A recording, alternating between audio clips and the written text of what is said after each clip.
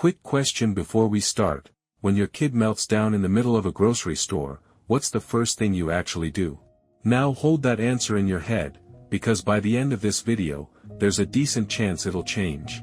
Gentle parenting has been everywhere for the last few years, but here's something most people don't know: the core idea behind it isn't new, and it isn't really about being gentle at all. It's based on decades-old research from psychologist Diana Baumrind, who studied parenting styles back in the 1960s and found something that's held up in study after study since. Kids do best with a mix of warmth and clear boundaries, not one or the other. Look at that grid for a second. Which quadrant do you think you land in on a hard day?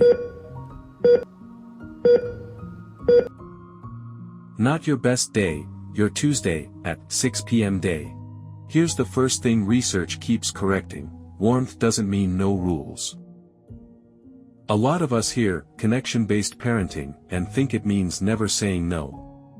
But that's actually the permissive quadrant: warm, but no structure, and that's not what the research supports either. Psychologist John Gottman's research on emotion coaching found something specific: kids whose parents named and accepted their emotions, while still holding a boundary, something like, "You're furious, and hitting still isn't okay, let's stomp it out instead," develop noticeably stronger emotional regulation and social skills than kids raised with either pure permissiveness or pure strictness.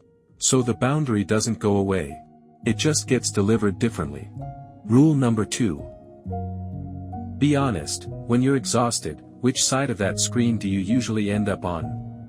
Here's the part that surprised us most while researching this. A 2025 study looking at parents and toddlers found that a parent's own difficulty managing their emotions was directly linked to their child's emotional struggles down the line, not because kids copy behavior exactly, but because young kids often regulate by literally borrowing a calmer nervous system nearby. Basically, before a small child can calm themselves down, they need to practice doing it next to someone who's already calm. Which means the deep breath you take before responding to a meltdown isn't just for you. It's doing something measurable for them too.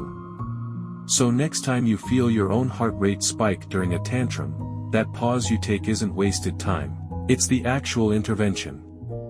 And the third thing: none of this requires you to get it right every time.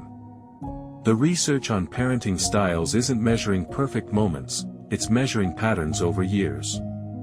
One yelled response on a hard day doesn't undo months of connection. What matters is the overall pattern your child experiences, not any single Tuesday.